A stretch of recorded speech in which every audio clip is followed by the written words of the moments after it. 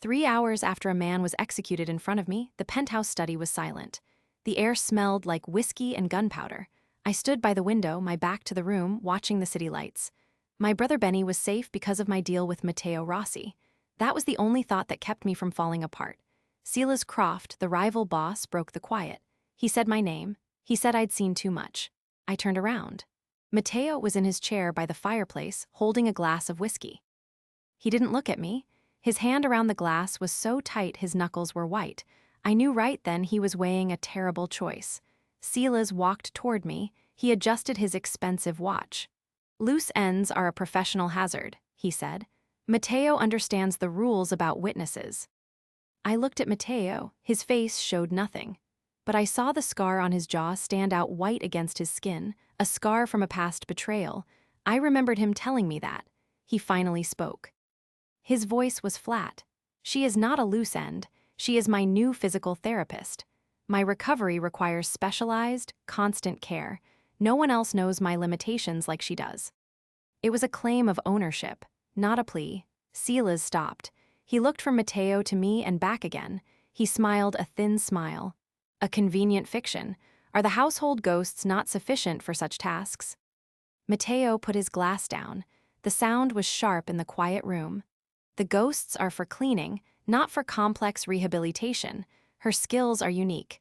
Her loyalty is now to me alone. Removing her would set back my recovery. That would weaken my position. It would weaken the family's position." Silas's smile faded.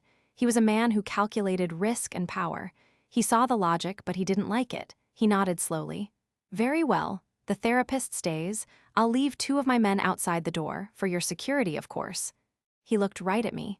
"The terms of your brother's safety remain unchanged. Your work here is now part of that agreement." Then he left. The study door clicked shut. I heard the bolt slide into place on the other side. I was trapped. Matteo still didn't look at me. He stared into the fire. His shoulders were rigid. I understood his play. He'd chosen to protect me, a witness over appeasing Silas. He'd used his own weakness as a shield. That choice could cost him everything. The chill of the marble floor against my bare feet was the only thing strong enough to pierce my numb terror. I found myself standing before the study's closed door, staring at the city lights across the vast, empty living room. The cash, the gun, the scars, none of it was normal. Benny was safe for now. That was the only thought that kept me rooted to the floor. Matteo Rossi was still inside the study. I could hear a low, tense voice through the door. He was talking to someone on a phone. The door opened a moment later. He stepped out, moving with a controlled stiffness. He looked at me.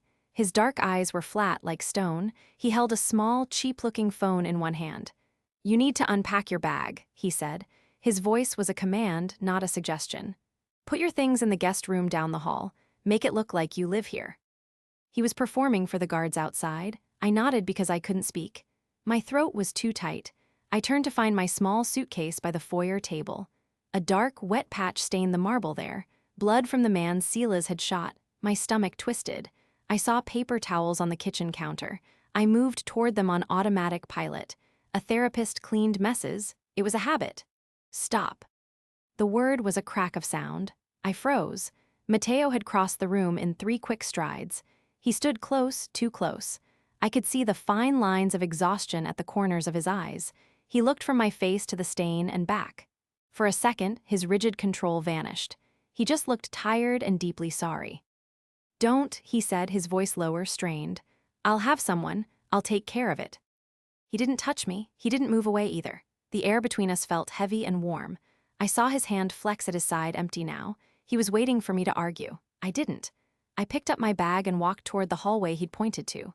I did it because his moment of remorse, that unexpected fracture, was for me. It was a dangerous kind of loyalty. It made me want to stay. The sharp, coppery taste of blood lingered in the back of my throat long after I'd left the living room. My new room was dark, but the cold, smooth texture of the silk sheets against my skin was unmistakable. I lay there staring at the ceiling's shadowed corners. I was afraid, but my mind felt too empty to hold the fear. The door opened without a knock. Matteo Rossi stood silhouetted in the hall light. He moved inside and closed the door with a soft click. He did not turn on the light. He stood by the foot of the bed, and his presence filled the quiet space. "You will follow a schedule," he said, his voice low and even in the dark. You will enter my room at 7 each morning. You will help me dress and manage my exercises. You will take your meals with me. You will not leave this floor without me. I sat up against the headboard. The defiance felt thin and brittle. Or what? I asked. My own voice sounded small. He was silent for a moment. I saw the outline of his hand press against the bedpost. Or your brother's situation becomes less comfortable, he said. The threat was simple and absolute. My breath caught in my chest. I hated him then with a clean and sudden heat. He turned to leave, his steps measured on the thick carpet. I thought of Benny alone somewhere with his key. I thought of the rigid set of Mateo's shoulders earlier. You stopped me from cleaning the blood, I said to his back. He stopped walking. He did not turn around. His head dipped just a little as if the words had weight. That room is monitored, he said after too long a pause. His voice dropped, losing its edge. Let them see the stain, let them see I don't care. He finally turned his face toward me. The dim light from the window caught the wet shine in his eyes. I didn't know what to do with that. I said nothing at all. He walked to the door and opened it. The hall light spilled across the floor between us.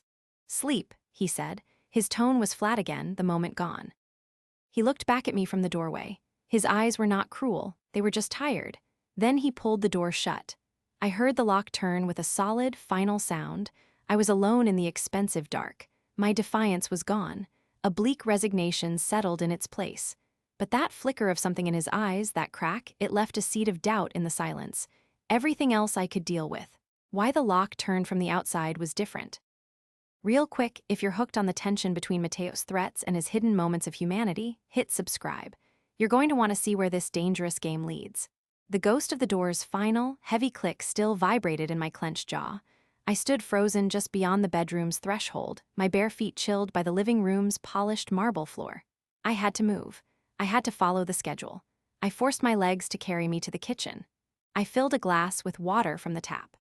The sound of the running water was too loud. Someone in his world was always watching. I took the glass to the living room where he sat. I placed it on the side table near his chair. He did not look at me.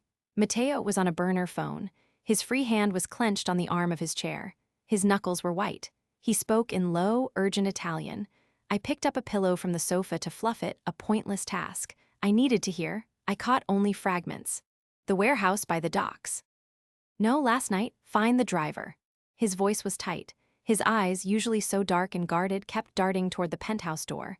A muscle in his neck jumped under his skin. He was afraid. The realization was a cold stone in my stomach. I moved to the bookshelf, pretending to straighten a row of books. You are sure it was a clean vehicle, not one of ours? He listened, his expression hardening. Then his eyes snapped to me. I froze, a book in my hand. He stared right through me. I saw the exact moment his focus shifted from the call to my presence. His voice dropped even lower. He said, "This ends tonight, on my word." He ended the call. He set the phone down. He looked at his own hand, flexing the fingers slowly. I remembered that same hand reaching for me before he locked the door. It wasn't to push me away. He had wanted to stop me from leaving. He stood up, wincing as his injured leg took his weight. He walked toward me, his steps uneven on the marble. He stopped too close. I could smell the clean scent of his soap and the faint, sharp smell of his sweat. He reached past my shoulder. He took the book from my stiff fingers. He slid it back onto the shelf. His arm brushed my shoulder. "You hear nothing," he said. His voice was quiet, almost tired. "You see nothing." He was not giving me an order. He was telling me how to survive. He looked down at me. For a second, his eyes were not the eyes of a boss. They were just tired. Then he turned. He walked to the window, putting his back to me and the room. He was looking out, but he was seeing a threat I could not name. I put it away and got on with things. Why my hands had stopped shaking when his arm brushed my shoulder refused to stay put. My throat remained tight, as if Mateo's whispered tension were a hand still clasped around it. Stepping into the foyer's cool shadow, I caught the faint, clean scent of his cologne lingering in the chilled air. I was wiping the glass table when the front door opened. Silas Croft, the man from the execution, walked in without knocking. His expensive shoes made no sound on the rug. He held a manila envelope. "Miss Vance, just a routine check-in," he said. His voice was calm and polite. He placed the envelope on the table. "Your brother Benicio's recent articles are quite ambitious. His questions about waterfront property deals show initiative." I made myself keep polishing the glass. "He's a good journalist." "He is, that's the problem," Silas said. He checked his watch, a thin silver band. Asking those questions in certain circles draws attention, the wrong kind. The families here guard their territories very closely. He looked at me. His pale blue eyes were like still water. I'm sure Matteo has explained how things work. Loyalty to one's own is everything. Anything else is a threat. I understood then. This was the message. My hands grew cold. The damp cloth in my hand dripped onto the table. Silas was warning me through Benny. Matteo had locked me in. He controlled who came and went. He was the boss. This danger to Benny came from his world, from his rules. I want to see my brother, I said. My voice was flat. Silas gave me this small, regretful smile. I'm not in charge of your schedule. I suggest you discuss that with Matteo. Stress the importance of Benny's safety. Remind him where your loyalties must lie. He tapped the envelope. For his review, have a good afternoon. He left, the door clicked shut. I stood there, the silence just pressing in on me. That scent of Matteo's cologne in the air, it didn't smell clean anymore. It smelled like a trap. He had the gun. He had the power. He had locked the door from the outside. My loyalty was to Benny, and that loyalty was being used as a leash. I picked up the envelope. It was heavy. I didn't open it, but I should have. I was wrong to ignore it this long. My throat was still tight. I stood in Matteo's dark bedroom doorway later that night. The clean, cold scent of his linen sheets hit me first. The penthouse was quiet. My orders were to check his bandages. Matteo Rossi, the man who held my brother's safety in his hands, was sitting up in bed. He watched me enter without a word. I moved to the bedside and opened the kit. His shoulder was bare. The bandage was clean, but the skin around it was red and angry. I started to peel the tape. His breathing was steady, but I saw a faint tremor in his left hand where it rested on the blanket. He was not a man who trembled. The guards change at 3, he said. His voice was low, just for the room. It wasn't an order. It wasn't a threat. It was information. He just gave it to me. I looked up from the wound. He wasn't looking at me, but at the wall, like he was listening for something. His dark eyes looked tired in a way I hadn't seen before. I finished putting on the new gauze. My hand brushed his arm as I smoothed the tape. I didn't pull away. He didn't move. We were close enough that I could see the fine lines at the corners of his eyes. The silence between us was heavy. It wasn't the silence of a prisoner and her guard. It was something else. It made my chest feel tight. He turned his head then. He looked right at me. His expression was open, stripped of all its usual control. "Be careful what you say," he whispered. The words sounded strained, like he pulled them from a deep place. "Even in here, the walls have ears." He held my look for a long moment. Then he leaned back against the pillows and closed his eyes. The moment was over. I packed the kit, my hands steady now. I finally understood why my hands had stopped shaking earlier. It wasn't because I wasn't afraid. It was because, in that second, we were afraid of the same thing. I moved toward the door. That warning about the walls having ears moved with me. My palm still hummed with the heat of his skin where I'd touched his shoulder. The smell of antiseptic hung in the warm, lamplit air. I thought of Benny alone somewhere, holding that key. My fear for him was a hard knot in my throat. I had to get out. I had to warn him, so I clutched my stomach. I cried out. I let my legs give way and stumbled hard against the wall by the door. The old plaster felt cool and rough against my cheek as I slid down. I gasped for air, making the sounds sharp and pained. Matteo moved fast for someone still healing. He was at my side in 3 long strides. He knelt on the thick rug, his face tight with real concern. He reached for my wrist to check my pulse. His fingers were warm and surprisingly gentle. For 1 second, I felt this terrible ache. I saw the man I was falling for, not the boss. Then I remembered why I was on the floor. His knee drove down hard into the floorboards as he shifted his weight. There was a soft, mechanical click under the rug. The sound was small but final. He froze. His eyes snapped to the wall near the headboard. A tiny red light, no bigger than a pinhead, was now glowing there. His face changed. All the concern drained away, replaced by something flat and cold. Heavy footsteps pounded down the hallway outside, getting louder fast. Matteo stood up in one fluid motion. He looked down at me on the floor. His grip closed on my upper arm. He pulled me to my feet like I weighed nothing. His fingers were like iron bands. The door burst open before I could say a word. My knuckles were still throbbing from hitting the alarm panel. Matteo's solid back pressed against my face, his wool sweater scratching my cheek as the door shuddered under new blows from outside. Then it stopped. The door swung open. 2 of Silas Croft's enforcers stood there. Their guns were pointed at the floor, but their eyes were hard. They scanned the room, and their eyes landed on me. Matteo stepped forward, putting his whole body between me and the men. He held up his empty hands. "A mistake," he said. His voice was flat and firm. He shifted his weight to block their view of my face.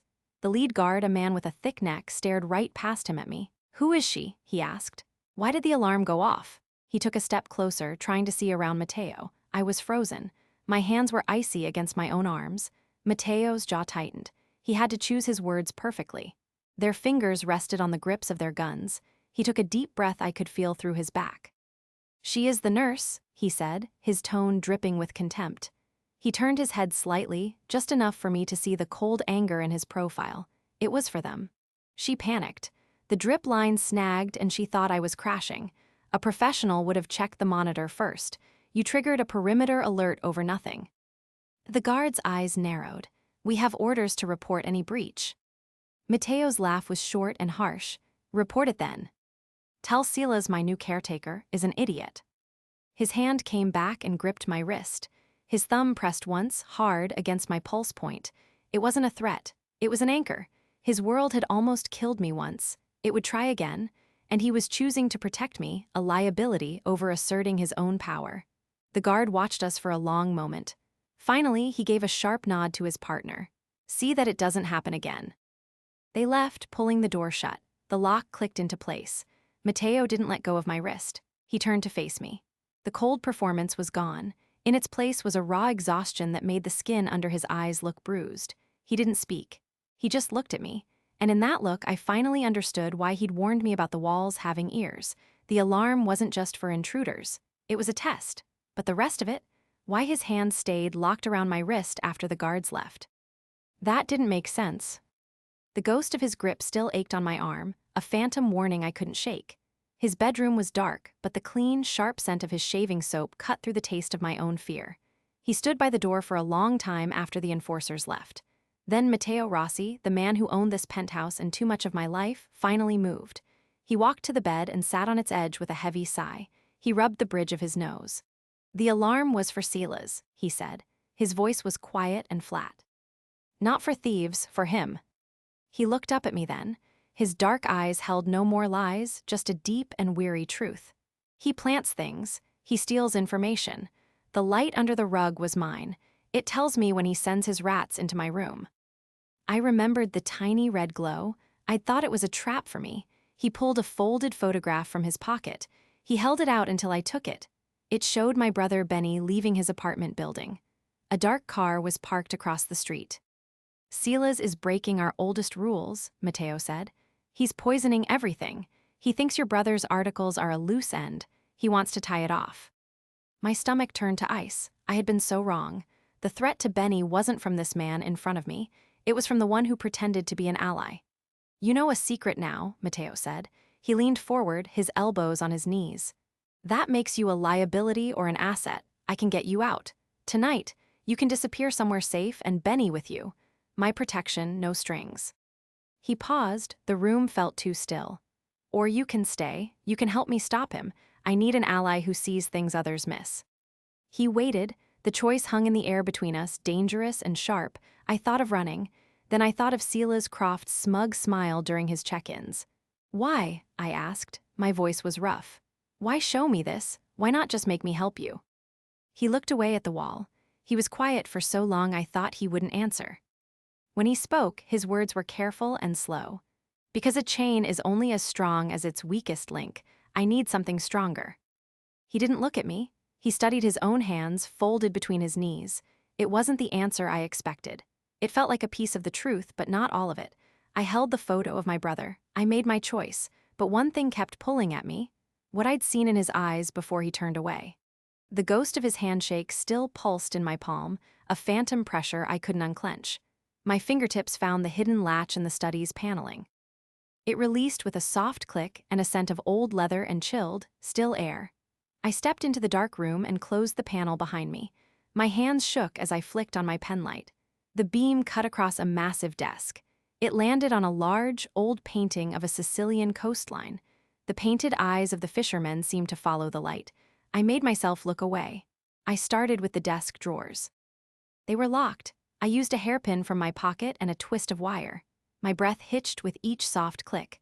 The last pin gave way and the drawer slid open. Inside were neat folders and a silver letter opener. I shuffled through papers about shipping manifests and construction permits. Nothing screamed corruption. I closed the drawer and turned to the bookshelves. My light traced the spines of law books and histories. One volume was newer than the rest. I pulled it and the shelf swung inward with a soft groan. A wall safe sat behind it. I remembered the numbers Mateo had whispered yesterday. He de-said them while pretending to check my pulse. I dialed the combination. The lock released with a solid thunk. I let out a shaky breath and pulled the safe door open. Inside was a single, thick ledger. I took it to the desk and opened it under the penlight. The pages were filled with columns of codes and initials, dates and sums of money. I pressed a fist to my sternum, as if that would help. I turned a page and saw it. SC repeated down the margin. Next to each entry were huge dollar amounts and other initials. DA, JP, city officials. The payments were for units delivered. My stomach turned cold. This wasn't just embezzlement. This was a record of people. Silas wasn't just a thief. He was a monster trading in lives, and Mateo had this proof. The way he'd looked at me just then, it wasn't about the threat. I didn't know what to do with that. My hand, the one he had held, went flat on the page over Silas's initials. I understood his grip now. It wasn't a restraint. It was an anchor, a silent transfer of this terrible weight. He had given me the means to burn his world down to save my brother. I closed the ledger. The sound of a key scratched at the study's main door. I froze. The key turned in the lock. The heavy thud of the ledger on the table still echoed in my ears. I watched him. Mateo looked from the book to my face, and his shoulders just dropped. It was a posture of pure defeat. "I know what it is," he said, his voice rough. "Knowing and proving are two different things, and now you know." "You gave me the key," I said. "You wanted me to see." He looked right at me. His dark eyes were wide open. "I wanted you to be afraid. I wanted you to take the phone and run. That was the plan. You were supposed to run." I shook my head. That warmth I felt for him was still there, like an ache, but it was tangled up with the cold truth on those pages. Leaving him to face it alone felt worse. "Running doesn't fix this," I said. "Your code means stopping him, not looking away." He let out a slow breath. He looked down at his own hands in his lap. His right thumb rubbed a slow circle over his left palm, over and over. He had no plan to offer me. He was just a man, tired and scared. The silence between us got so heavy, and then I wasn't waiting anymore. I backed up until I hit the cold steel of the elevator bank. I clutched the ledger to my chest. My brother's face swam in my vision. "We go to your father now," I said. My voice was flat. I turned and walked toward the penthouse door. My shoes clicked on the marble. I didn't look back to see if he followed. He was suddenly there, blocking the doorway. He moved fast. "No," he said. His voice was low and final. "You're going into hiding. I have a safe house. My men will take you." "Benny doesn't have time for me to hide." I tried to push past him. I shoved against his shoulder. He was solid as stone. His cologne smelled sharp in the air between us, and I saw it. The gun tucked into the waistband at his hip. He had a gun on his hip and blood on his hands. The thought was cold and clear. He grabbed my upper arms, not to hurt me, just to stop me. His fingers pressed into the same spots.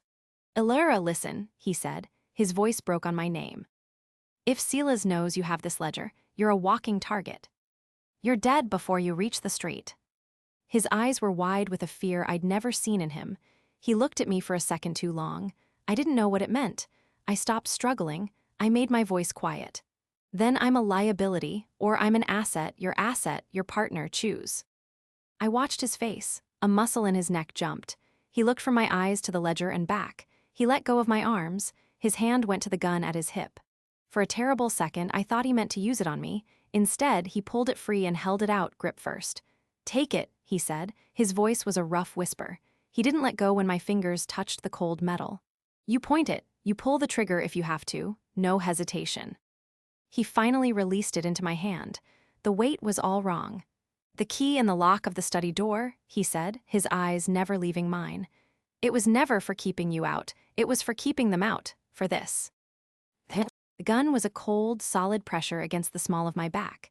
My boots slipped on the wet cobblestones. The rain plastered my hair to my scalp. The streetlights ahead were just a blurry yellow smudge. Mateo moved beside me, his dark coat soaked through.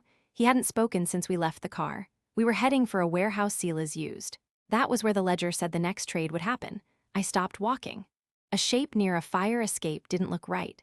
I grabbed Mateo's arm just above his elbow. His muscles were corded tight under the wet wool. He stopped instantly and his head turned toward the movement. 3 men stepped out from a recessed doorway into the dim light. They were big. They held guns low at their sides. I recognized the one in front from Silas's security detail. Mateo didn't hesitate. He shoved me hard toward a rusted dumpster. My shoulder hit the cold, wet metal. He said one word. Down. But it was too late. A gunshot cracked loud over the drumming rain. Mateo spun around from the impact. He grunted. He stumbled back against the brick wall. He clutched his right shoulder. A dark patch bloomed fast and wet across his coat. His face went tight. It went pale. He slid down the wall for a second before catching himself with his good arm. The 3 men started walking toward us. Their shoes splashed in the puddles. I saw their guns come up again. Mateo's breathing was ragged beside me. He fumbled inside his coat with his left hand. I knew he had a weapon there, but his movements were clumsy. I didn't think about the gun at my back. I just moved. I hooked my hands under his good arm and dragged him up. He was heavy, but the fear made me strong. We stumbled deeper into the alley where the light was almost gone. A metal door was set into the wall about 20 feet away. Mateo saw it. He pointed. Go, he said through clenched teeth. We half ran, half fell toward the door. Another shot hit the bricks above our heads. Mateo twisted his body to put himself between me and the gunman. He shoved me toward the doorframe. I saw the keypad beside it. His left hand slapped against the numbers. It was slick with rain or blood. A green light blinked. The door buzzed open into darkness. He didn't go in first. He pushed me through the opening with all his remaining strength. Then he turned back to face the alley. He raised his own gun with a shaking left hand. He fired 2 shots toward the advancing shadows. It wasn't to win. It was to make them pause. He stumbled backward into the dark after me. The heavy door slammed shut. The coppery taste of blood coated the back of my throat. It was thick. It was inescapable. My shoulder blades pressed against the cold, damp earth of the cellar wall. Mateo fumbled with the latch. The safe house door finally gave way with a groan of rusted metal. He stumbled inside. He collapsed against a wooden crate. His breath came in shallow gasps. I pulled the heavy door shut behind us. I threw the bolt. The only light came from a single bulb hanging from a wire. I moved to his side. I used the medical shears from the wall kit to cut away his jacket and shirt. The bullet had torn a path through the meat of his shoulder. The bleeding was steady. My hands shook as I pressed a wad of sterile gauze hard against the wound. He hissed through his teeth. His skin was hot under my fingers. His eyes were glassy with fever. He stared past me at the dirt floor. His head lolled back against the crate. Shouldn't have brought you here, he mumbled. His words were thick. He grabbed my wrist. His grip was weak but frantic. He wasn't looking at me. He was looking at something else. The damp air smelled of mildew and old potatoes. The key was for the door, he said. His voice was a dry rasp. It was never for the desk. I understood then. The key he gave me for his study door was meant to keep his own men out. To keep his world from reaching me. He hadn't chosen me. Something else had put us here. There was a difference. All my fault, he whispered. A tear tracked through the dirt and dried blood on his cheek. I froze. He wasn't talking about tonight. The first one, Carlo, he begged. Mateo's face crumpled. It was a child's expression of horror. My father watched. He said loyalty was the only warmth left. His hand fell from my wrist. His fingers twitched on his leg. I did it. I felt the warmth leave him. I felt the cold come into me instead. His confession hung in the stale air. I saw the boy he was. I saw the price he paid. My revulsion was there, sharp and real. But underneath it was a terrible ache. Our faces were inches apart in the dim light. I could see the faint stubble on his jaw. I could feel the heat coming off his skin. I didn't pull away. His breathing slowed. It evened out. He passed out from the pain or the fever. My own heart was pounding against my ribs. I kept pressure on his shoulder. The gauze was already soaked through. I watched his chest rise and fall. In that quiet, damp cellar, I held the line between his life and death. It wasn't about power. It was about the simple, awful fact that he was a man bleeding on the floor. I stayed. The cold, damp smell of that cellar still clung to the back of my throat like a sickness. My boots met the seamless, polished floor of the holding cell with a soundless step. The sterile, recycled air tasted of nothing at all. I saw Benny through the one-way glass. He was in a chair. His hands were tied behind him. A guard in a dark suit stood against the far wall, his arms folded. Benny's head was down. His unruly hair hid his face. He looked small under the harsh fluorescent lights. Silas Croft, the man with the neat gray hair, stood over him. Silas tapped a screen on the wall. He spoke in a calm, instructional voice. He said the security here was absolute. He said no one could touch his systems. He typed a long password on a keyboard. His fingers moved with a practiced rhythm. Benny didn't look up, but I saw his eyes track the movement. He was memorizing the pattern of the keys. Silas finished his demo. He gave Benny that thin smile and then he left. The guard's phone buzzed. He looked down for 1 second. That was all Benny needed. He shuffled his chair forward an inch. He stretched his leg out under the desk. His foot pressed something. A hidden panel slid open. A screen glowed to life right on the desk. Benny leaned forward, his hands still tied behind him. He typed with his nose, jabbing at the keys. Fast, desperate. The guard looked up from his phone. His eyes narrowed. He took a step forward. Benny froze, his face hovering over the keyboard. The screen flashed. A progress bar filled. Benny pulled his head back. The panel slid shut. The guard reached for his shoulder just as the door opened again. Silas walked back in. His cold eyes went from the guard to Benny, then to the blank desk. Benny sat perfectly still, but a muscle in his neck jumped. Silas didn't see the data copying onto the key in Benny's shoe. He only saw a kid who looked defeated. He said they were moving him. He said the new location was more secure. The guard hauled Benny to his feet. As they turned him toward the door, Benny's eyes found the mirror. He couldn't see me, but he looked right at it.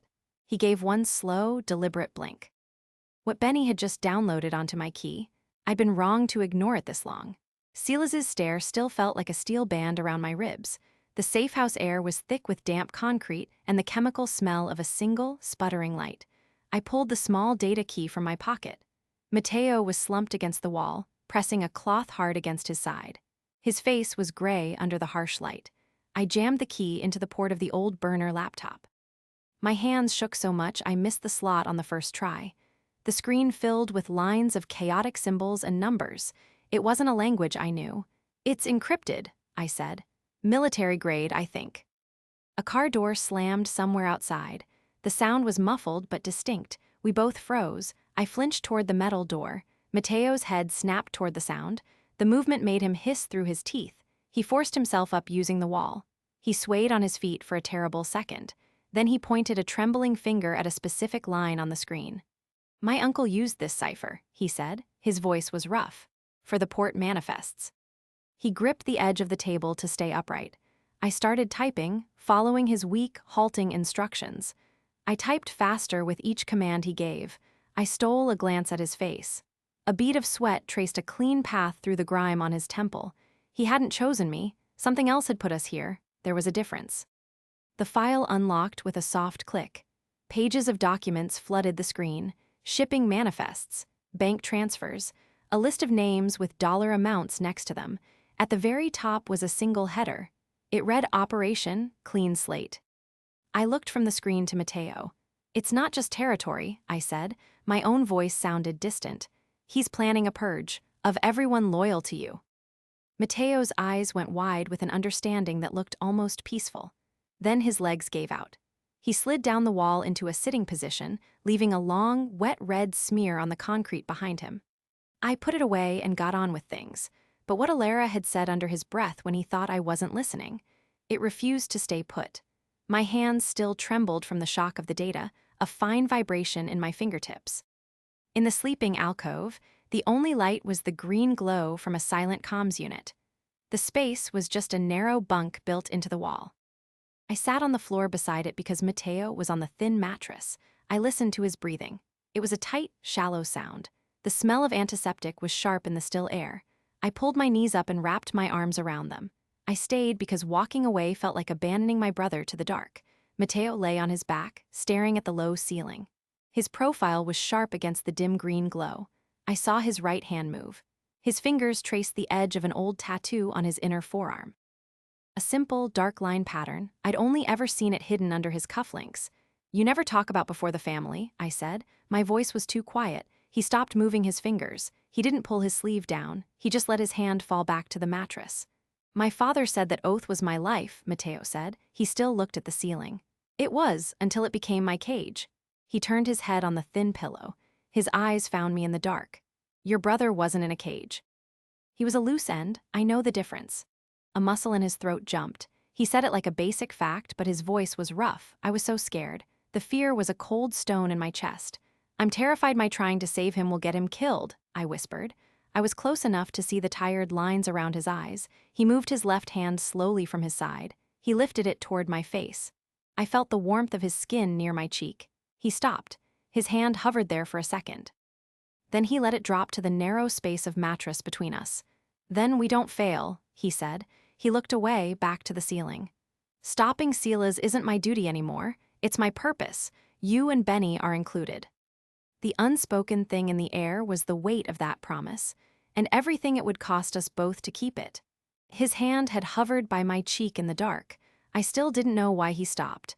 I just knew the vow he made after felt real. It was a warm, solid weight right in the center of my chest, holding down the cold fear. The next morning, he led me into a secure hub. It was a small, windowless room lined with old servers. The air hummed with a low electrical frequency. I could feel it in my teeth. Mateo leaned heavily on a metal desk. Under the fluorescent lights, his skin had a sickly sheen. We had to leak a piece of Silas's plan to save Benny. But which piece? I pointed to a police captain's name on the laptop screen. This one links him directly to the trafficking, I said. It's too small, Mateo said. He winced as he shifted his weight. We need a tremor, not a whisper. Something that makes his own people question him. I scrolled further. We were in the clean slate file. It listed rival bosses, and then, chillingly, members of Silas's own crew. They were marked for removal.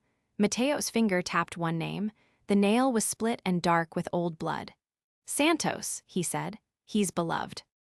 If the crew thinks Silas would turn on a loyal man like him, that's the tremor. The cash, the gun, the scars, none of it was normal. But this choice wasn't just about power. It was about loyalty. I nodded. We couldn't use a phone or the internet. Silas monitored everything. I remembered a trick Benny used in college. A coded personal ad in the newspaper, I said. It feels ancient. It might slip past him. Mateo gave a short, tight nod. I dug a pen and a scrap of paper from our go-bag. The paper felt flimsy and cheap in my hand. Mateo dictated a sequence of numbers and letters. His voice was low and steady. I wrote each one down. His breath hitched once. He went very still for a second. He was in more pain than he showed. I kept writing and said nothing. The act was done. The tremor was sent out into the world. Now we had to wait. I looked at the bandages on his side. A slow bloom of red seeped through the white gauze. What if no one sees it? I asked. I held the coded message between us. He looked at it, then at me. His dark eyes were just tired. He didn't answer my question. Instead, he reached out and took the paper from my fingers. His hand brushed mine. It was warm. He folded the paper carefully and put it in his own pocket. It was an answer to a question I hadn't asked out loud. He would keep it. He would carry the risk. That question, what he'd said under his breath when he thought I wasn't listening, sat there like something unfinished. A metallic, warning taste still coated my tongue. I leaned against the safe house's cold, plaster wall. I listened to the frantic scuttle of a mouse inside it.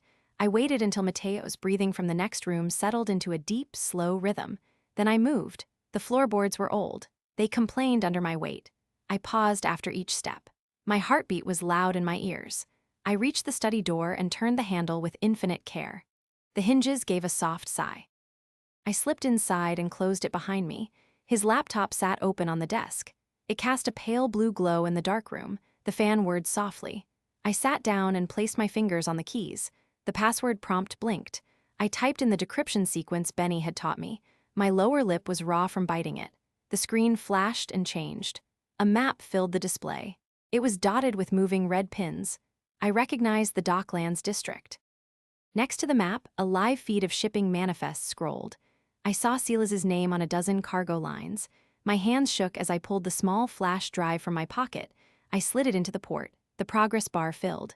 This was the location. This was where Benny was. The floorboard groaned right outside the study door. The sound was sharp in the quiet house. I froze. The door handle began to turn. I yanked the drive from the laptop and stood up so fast my chair scraped the floor. I spun toward the sound. Mateo stood in the doorway. He was leaning heavily on the frame, his face shadowed. He looked from my face to the glowing laptop screen. His eyes, usually so tired, went flat and hard. He pushed himself off the doorframe and walked into the room. His steps were slow and deliberate. He stopped a foot from me. He didn't look at the drive clenched in my fist. He looked only at me. The line of his shoulders was rigid. A faint tremor ran through the hand he held against his injured side. He had trusted me with his secrets. And I had stolen his tools, everything else I could deal with. But why he approached me with such slow, deliberate steps was different. My fingers still tingled with the phantom chill of the laptop's keys. It was a cold echo of his final, betrayed glare. The safe house air was thick with the scent of his abandoned coffee going stale. It pressed against my skin like a judgment. We sat at the small kitchen table after his silent confrontation. Matteo, the Mafia boss I was supposed to be helping, was methodically cleaning his gun. I stared at the dark ring my own untouched mug had left on the cheap wood. The quiet was a physical weight. It was worse than any shouting. "I'm scared I'll get you killed," I whispered. I didn't look at him. My throat felt tight. The admission hung there, raw and stupid. Love didn't change what he was. It only made leaving harder. Across from me, the repetitive clicking of metal parts stopped. I felt his eyes on me. I finally glanced up. Matteo had set the gun down. He wasn't angry anymore. He just looked tired, the lines around his mouth deep and shadowed. "My purpose isn't the code anymore," he said quietly. His voice was low and rough. "It's stopping him." He meant Sila's. It was the answer to what he'd said when he thought I wasn't listening. This was the real shift. His hand moved across the table. It stopped just short of my arm, hovering in the space between us. Our eyes met. The air in the small room felt thin. I could see the faint scar above his eyebrow. His hand didn't move closer. Mine didn't either. After a long moment, he pulled back like the tabletop had burned him. He stood up abruptly, the chair scraping loud on the linoleum. He turned toward the grimy window and ran a hand over the back of his neck. He didn't offer forgiveness.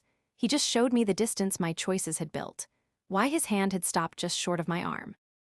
I wasn't going to like the answer. The pressure of his silence still sat like a stone in my stomach.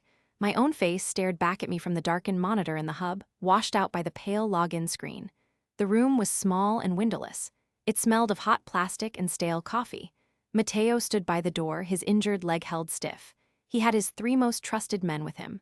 Marco, his second in command, and two newer faces, Gio and Renzo. Matteo looked at each man in turn. His shoulders were set in a hard line. "Sila's is poisoning our family from the inside," he stated. His voice was low and clear. He turned to the monitor and brought up a single blurred photo from the data I'd decrypted. It showed a ledger entry with Sila's signature. The men shifted on their feet. I heard the soft scuff of a boot on the tile. They exchanged quick glances but said nothing. Gio, the younger one with close-cropped hair, stepped forward.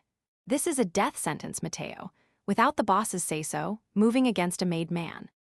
He let the words hang. He shook his head slowly, his mouth a thin line. The other men watched Matteo, waiting. The only sound was the hum of the server rack in the corner. Matteo moved then, with that slight hitch in his step. He placed a hand on Gio's shoulder. His fingers didn't tighten, they just rested there. "I need men who choose what's right over what's ordered." He said it like a challenge. He dropped his hand and looked at all of them again. His eyes were tired, but his stare was direct.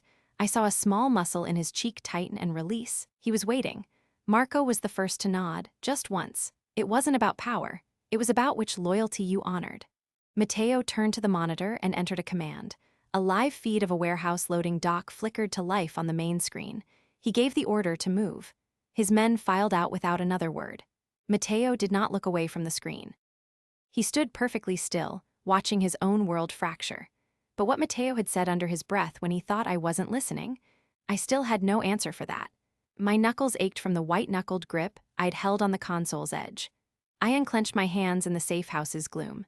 The only sound was the low, persistent hum of a single server fan.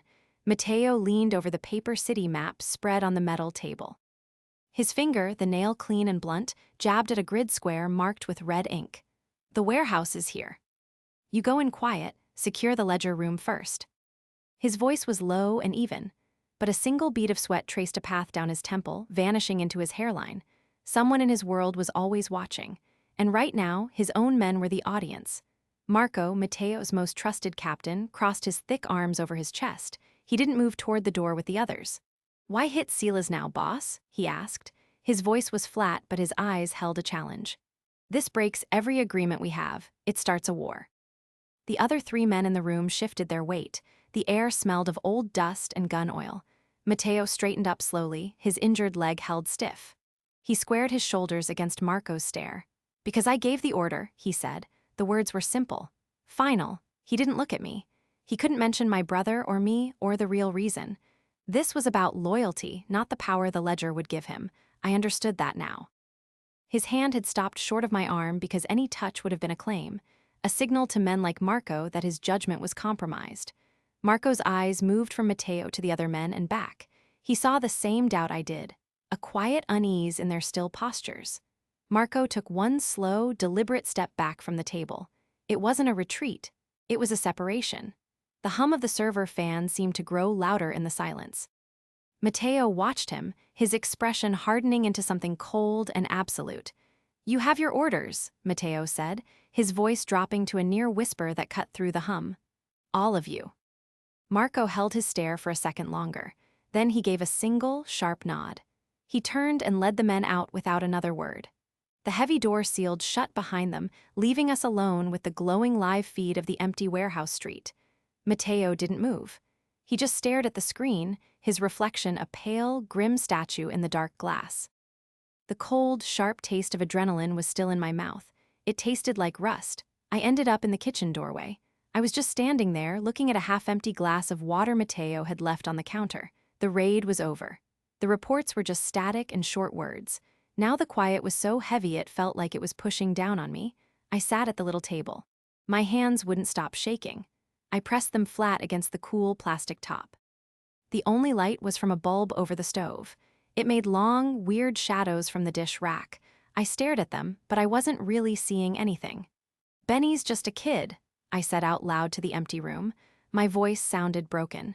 "If Silas finds him first." I couldn't even finish it.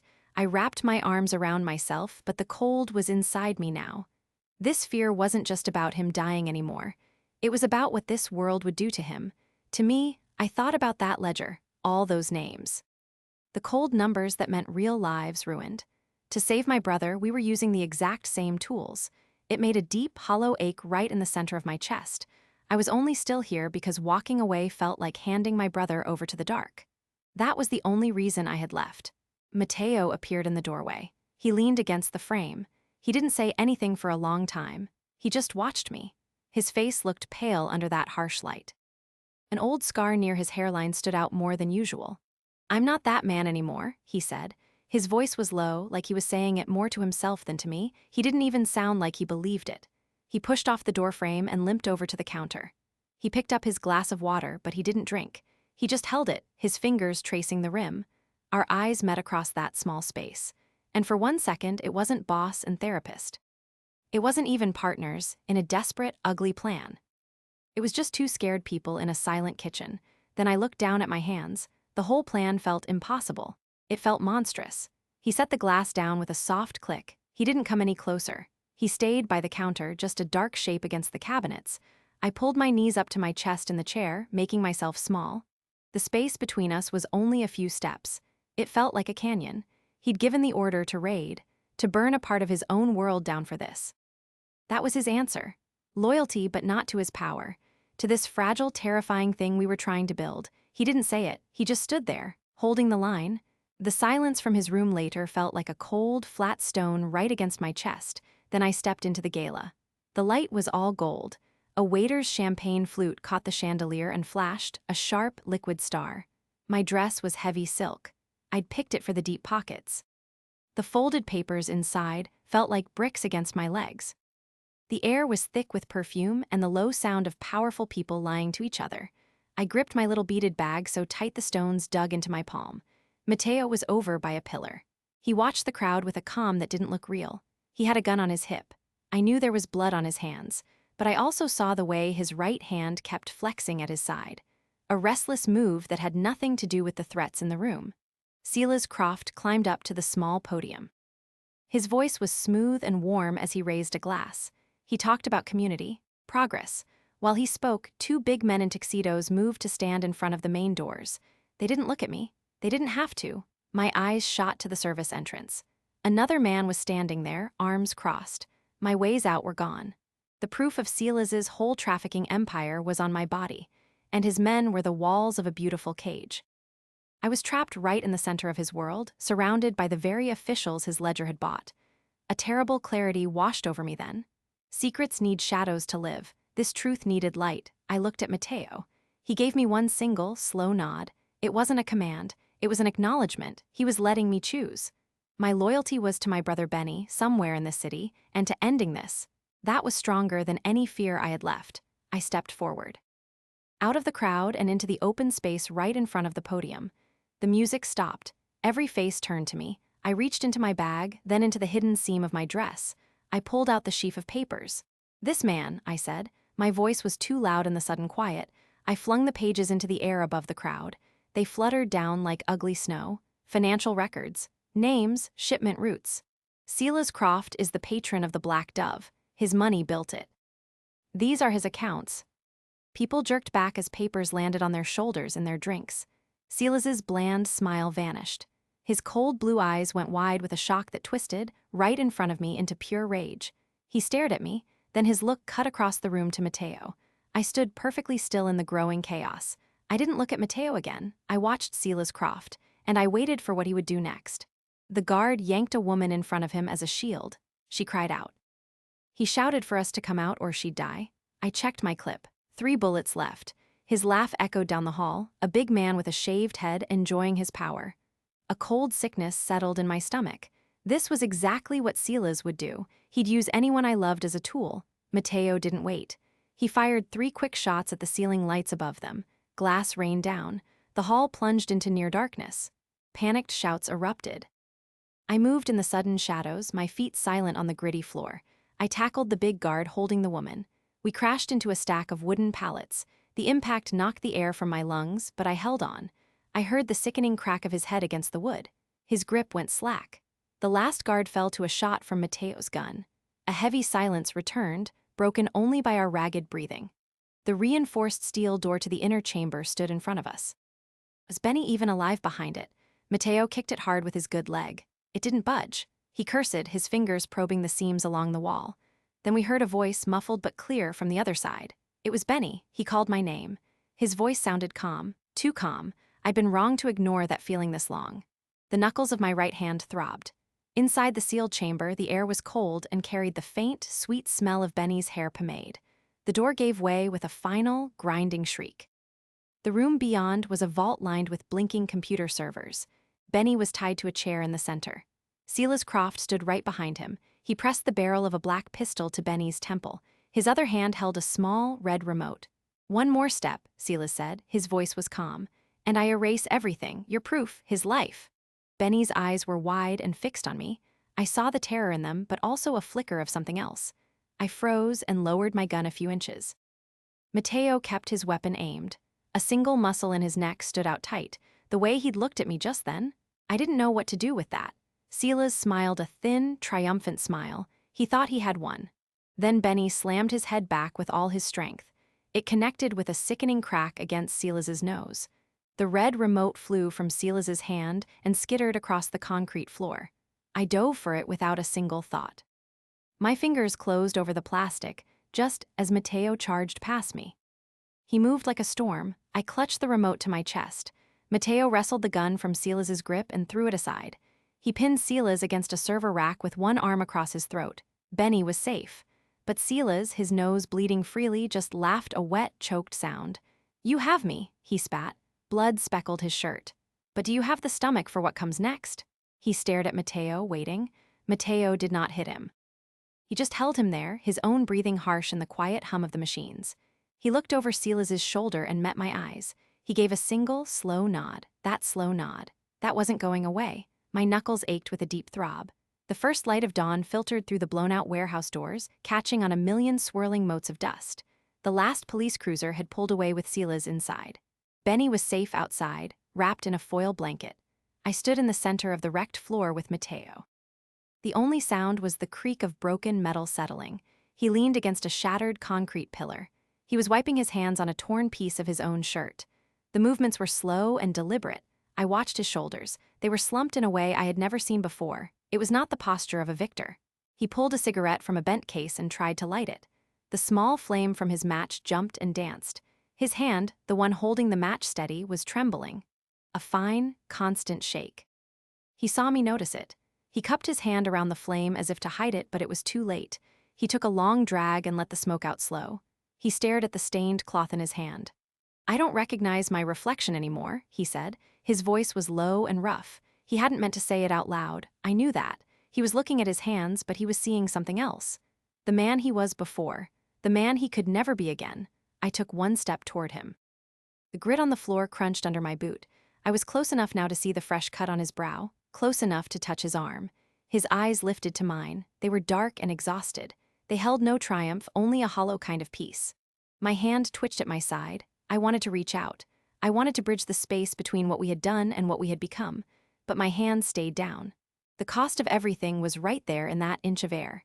He gave me that slow nod then, the one from before. It was not a command this time. It was an acknowledgement.